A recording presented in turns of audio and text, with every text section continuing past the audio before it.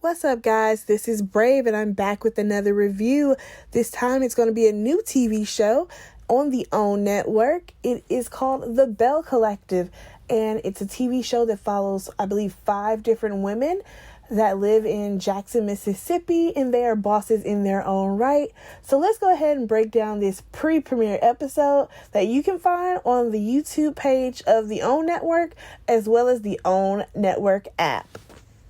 So the first lady that we meet is Tambra Cherie, and she is a radio host, and we see that she's interviewing the local mayor, and I must say the mayor is a very handsome man. I mean, I can't say that I've seen a lot of mayors that look like him, okay? So one thing that we learn about Tambra is that she wants to be like this media maven and kind of really take over doing more than just being a radio host, just being a radio personality. And I absolutely understand that because radio personalities and hosts do not get paid that much money. And I'm pretty sure she wants to dive into doing more like TV and things like that, and probably like hosting. And I don't mean like club hosting, but I mean like hosting on like TV shows or something like that. I can definitely see her being interested in that. I think this show could probably be in her favor. So we next meet Letitia, and this is the second Letitia that we have met on the OWN network. As you guys probably know or have watched, there is a Letitia on the show, the Huntsville couples. Oh crap, I can't remember exactly what the name of that show is, but you guys know. So this show, we have met Letitia, and she is a self-proclaimed boss because she owns a national women's brunch organization, whatever that means. Okay, my own personal opinion is that I feel like a lot of these women empowerment brunches are a bunch of BS. I'm sorry, and I'm going to get to why when we get to their actual brunch scene. But, meeting Letitia, we learned that she is trying to buy back the block. She's trying to upgrade a neighborhood that was at one point predominantly Black-owned businesses that was thriving, and right now it's like a desert town. So she really wants to revive that neighborhood, and she wants the ladies of this show to help with that. And I think that's an amazing thing if they can pull it off, because there are a lot of Black neighborhoods that over the years have been neglected, and there's nothing there. They're very quick to give us things in like Black neighborhoods that are like a liquor store or a Metro PCS or something, but not real businesses that Black people need to thrive and survive. So we also learned that she has a husband by the name of Glenn. He is a towboater. I don't exactly know what that means. All I know is that man works 28 days and then he comes home for 14. That is a crazy schedule, but I guess it works for them. Even though they have had infidelity issues in the past, and it was kind of weird for her to ask him like, "Oh, are you being good?" when they were on a phone call. And I'm like, girl, if you got to ask him if he's being good, maybe y'all need to go seek some counseling or something. I will say that her husband, he looks like he real hood. He looks like he used to be like a drug dealer or something, and now he got his life right. He went to jail one time and he was like, I gotta get my life right and turn my life around. Am I the only one who's getting that vibe? Maybe it's just me. One more thing about Letitia, we learned that she has named her boobs Grace and Mercy. You know what? Girl, you do you, because there's never been a time when I've wanted to name my boobs Grace or Mercy. No, ma'am. All right, so the next lady that we meet is Latrice, and she is a business owner because she owns a hair company by the name of Goddess Lengths. And the crazy story is that she ended up putting her hair in a vending machine, which honestly is a genius idea. That's not common. That's something that is out of the box, which I love that this girl has a lot of creativity. So they put it in the vending machine at a mall, and it was like people were lined up and it was selling out. And the crazy thing is that the guy who was over the mall, he happened to record, showing the crowd that was there for her, weave bundles, vending machine. And he ended up sending it to his corporate boss, and they ended up giving her a contract so that they can put her vending machines in every mall that they own. That is amazing. That is pretty big, especially considering that, when we think of like a hair business or like a weave business, it's like, okay, girl, she's just slanging a few bundles. But it's like, that's great that you can go into the mall and get you some quality hair out of a vending machine. It's pretty smart. Within this scene, we do see her. She is at her shop because she does own a storefront where they sell the hair as well as have a hair shop, on the other side of it. It looked really beautiful. I like the decor. We do see that when she walked in and was talking to some of her employees, they were talking about how they wanted to go out that night. And she's like, well, why don't you guys invite me? And her husband walks in and they're like, that's why. Basically, because your man has a tight leash on you, girl. You know you cannot get out this house. So we meet her husband, who is 20 years older than her, you guys. 20 years. So you already know this man, he is set in his ways, and he is basically, I don't want to say that he groomed her, but he definitely lays down the law as far as her not being able to go out, not being able to go to clubs, because at the end of the day, he's already lived through those years. And this is one thing that I feel like sometimes women need to remember when they decide to date a man who is older, that if he's in his 50s, because maybe I would say she looks like she's in about her 30s. So if you're in your 30s and he is in his 50s, girl, the things that you want to do in your 30s, he already did them when he was 30. He don't want to go to the club. He don't want to do things that are normal 30-year-olds are doing right now. So therefore, he's stopping you and he's controlling you to be the type of woman that he wants you to be.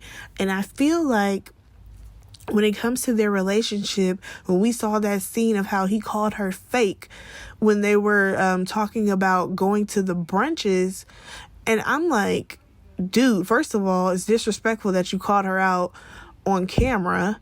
And secondly, I don't feel like this is the first time that he's talked to her this way. I feel like that's probably the norm, where he just says stuff and she accepts it because, that's just who he is. Because again, he's set in his ways. So the next lady that we meet is Marie, and she has a mental health facility that she owns and she runs. And she quickly lets us know that she's the first Black woman to do this in Mississippi. And I mean, that is a great accomplishment. We learned that she has been married for 3 years to her husband, and they have 4 well, I would not say they have 4 children, as in they are all biologically his. I don't know how many of those children are his, but him being married to her, that makes him their father, or at least stepfather. Not really sure what that dynamic is like until further episodes, but she has 4 children, and One of them is 21 years old, and I'm going to assume that her 3 grandchildren are from him. And I'm like, he 21 with 3 kids? Woo, girl, that's a lot. But we do learn that Marie she plans on opening more mental health facilities. She also wants to have a drug program, probably to help people get off of drugs, or, just have any type of therapy for people who are battling addictions. And I think that is really great, because there are so many people who need mental health facilities, as well as people who have drug addictions that, they need help with. I think that what Marie is doing it's really great. Oh, and also she's working on getting her PhD, so clearly she's very intelligent. This episode, she showed her ass, but we'll get there. The next lady that we meet is Antoinette, and I mean, this girl is beautiful. She's very pretty, and she is a dentist. She is working on opening up her own facility, and I mean, just them building it out is going to cost $500,000. And I mean, this thing better be state of the art, okay? I mean, that is a lot of money, but I mean, that's probably what it costs to have your own dental practice. We also learned that she is single because she's newly divorced. She was in an interracial marriage, and them being in the South, she pretty much realized that their relationship was not going to work because they were not going to agree on certain things.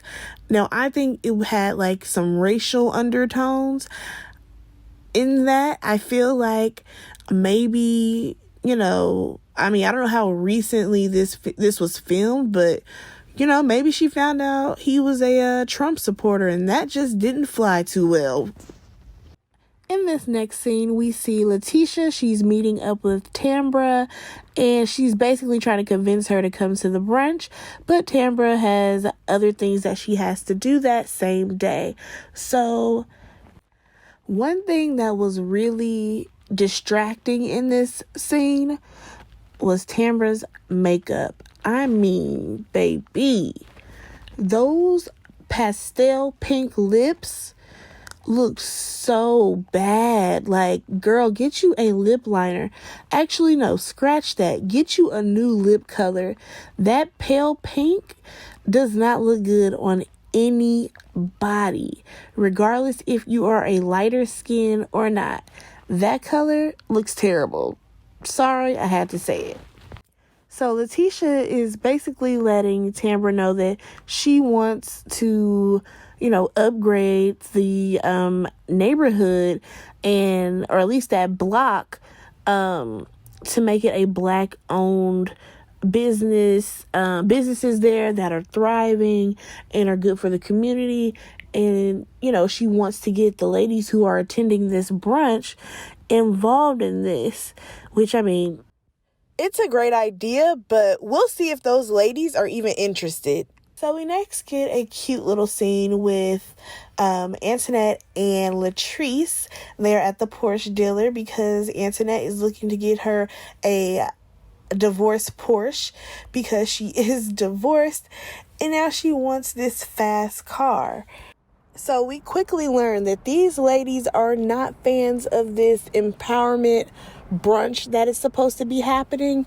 I mean, Antoinette actually had more mouth than Latrice, and Antoinette was like, could you be important so that way we could care about your brunch? And I mean, I get it. There have definitely been some empowerment brunches that have been created by women who are like, I just want to empower others, even though they haven't really done anything that's, putting them on this pedestal. Honestly, most of the time, these empowerment brunches are women trying to boost themselves up and big themselves up because they're just doing all of this and not really doing a lot. But, we're going to get further into that. once we get into the brunch that actually happens. So we next see a quick montage of all the ladies getting ready for the brunch. And first of all, Marie, I don't know where she was exactly going with this dress and hat situation, but she just knew that she was going to kill it. I mean, she was at her house like, there's no one who's going to be looking like me. And I'm like, girl, you are right. You are the only one who's wearing an outfit like this. So we quickly learn that Marie actually has a problem with the hair that she got from Goddess Lengths, which we know is Latrice's business. She said that she bought the hair there and she got the unit made into a wig. So she's trying to comb this wig out, and I can't lie, it was very crunchy and it looked very dry. And she felt like she would confront Latrice while she was at the brunch because they'll both be there, and she just wants to confirm if this is her product or not. I mean, first of all, that hair, it did look very dry, and I do understand her wanting to confront Latrice as a customer, but I feel like straight out the gate, I already knew that this was going to be a mess. So we finally get to the brunch and we see Letitia arrives, and, you know, it's hosted at a country club and she's excited about that. And we also see Latrice and Antoinette. They arrive together. And, okay, when it comes to the outfits, I feel like Latrice, her little outfit was cute. It was kind of very like downplayed, low-key, just like a regular cute little outfit. But then we have Antoinette, who has on this long sparkly gown, like as if she's going to prom. I'm like, who dressed you, girl? You're too pretty to be wearing this. And then as far as Letitia, I feel like her outfit was definitely appropriate for her occasion and the way she handles her brunches. I mean, the other women had on hats and fascinators. It was very, it reminded me of like women getting together after church. Like, you know how people used to go out to eat after they went to a church service? That's what this brunch was giving me. So the last lady, she arrives, and of course it is Marie, and she comes walking in. Now, I don't know what type of shuffle, two-step, I gotta walk slow because these heels is squeezing my feet too tight. I don't know what type of walk she was doing, but am I the only one who noticed that little I gotta walk real funny shuffle that she was doing? Like, she literally, to me, was walking like as if her shoes was too tight. I don't know. It was something up with that walk. But you could not tell her that she didn't look good because she thought that she was the Southern Belle. And when she got there, I mean, let's just say Antoinette definitely took notice, because in her confessional, she was like, I know that I look stupid in this dress, but I don't look like that. So Letitia, she decides to, welcome all the ladies, and she has them do these whack affirmations.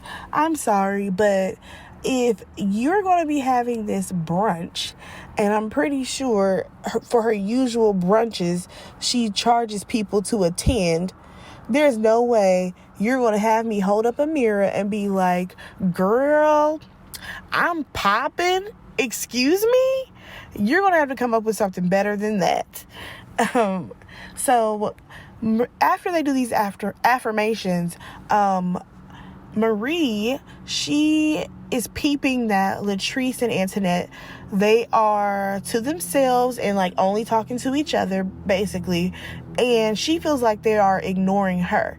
Now, that may be her feelings that they're ignoring her, but I just feel like because those two women know each other, they're mainly talking to each other. Like, there's been plenty of times where I'm at dinner with like a large group of people and I'm mainly talking to the person who I came with. It's just like something that happens. But the person sitting next to Antoinette, they actually start talking to her about the hair that she has. And she's like, oh, yeah, it's some goddess length hair. And Latrice is like, oh, yeah, I know that's my hair. Oh, this opened up the floodgates for Marie to go ahead and question Latrice about the hair that she's wearing. So instead of engaging in this conversation, aside from the other women that are at the table, nope, Marie decides to go ahead and address it right then and there. She lets Latrice know that she bought the hair from her store, and she was referred to a guy to make her wig. Again, she was referred to another person to make her wig. She then says that when she got her wig, she's like, that hair does not look the same. She says this herself and is like, oh, well, is this your hair? Now, I will say, Latrice could have responded differently instead of saying, you must have gone to to another hair place or whatever. But at the same time, it's like, Marie, you don't think that person who did your hair or made your wig did a switcheroo on you? Like, clearly, whoever made that wig switched the hair. Like, there's no way that you can tell me that, the hair was that rough looking after a wig was made. I mean, come on. So because Latrice had that response, Marie is like, well, your hair is some BS. And this is your hair. This is what you sold me. And I'm like, you still need to take into consideration that the person who was referred to you, he could have switched that hair. You know what I mean? And also on top of that, if you got referred to from the salon, I get it that, you would think that they have like their customers' best interests at heart. But all because they referred you to someone, all because that person, they may know the person makes great wigs, but that doesn't mean that, he didn't get you mixed up with another person who he made a wig for. In her confessional, Latrice is like, why is she coming for me like this? And in Marie's confessional, she's like, I'm rich. I can buy out all her hair. And I'm like, okay, I feel like Marie is going to throw around her being rich a lot this season. Something is telling me that. So Letitia, she ends up sitting down with the ladies and she's like, what's going on? Because now she's noticing all this commotion and all the other ladies are paying attention to what's going on at the end of the table. And of course, Marie is telling her about how she bought this hair and how it has synthetic fibers and all this stuff. And even, Letitia had to say, like, this is not good hair. And I feel like Latrice definitely kind of went on the defense. Now that I think about it, I understand why she reacted the way that she did. Because at the end of the day, no one wants to be sitting there at a table with a group of women thinking that you're at an empowerment brunch and someone comes for your business. And it's not like she, took her to the side. It was like, oh, I actually had a few issues with some of the hair that I got from you. Could we talk about this to the, somewhere else or something? She didn't do any of those things. So I completely understand why Latrice is like, that girl over there, that's my hair. I can say that that's my product because what I sell is of quality. Because at the end of the day, those same women who are sitting at that table could be like, oh, well, I would not get no hair from Goddess List because, while the owner is walking around with good hair, they're not selling their customers good hair because of how Marie felt. So I completely understand that. Latrice is over it and she decides that she is ready to leave. And of course, Antoinette leaves with her, not only because, she is her friend, but because they rode together. Like, girl, if you my ride, yeah, I am gonna leave with you. That's just how it works. And Marie, the girl who had like the goddess length hair in, who was the first one to, like, you know, start the conversation about this, you know, she tells Marie, like, you know, maybe you should apologize. And Marie is like, nope, I'm not going to apologize. Marie did not feel like she did anything wrong. And I feel like that is definitely a personality trait that we're going to see happen again and again on this season. I am very interested and excited to watch this new show. I really hope that these ladies bring it, because there are a lot of reality shows that are focused on women right now, but we shall see. Go ahead and like, comment, share this video. Oh, and please subscribe. And I will talk to you guys later with more reviews of the Belle Collective. Bye.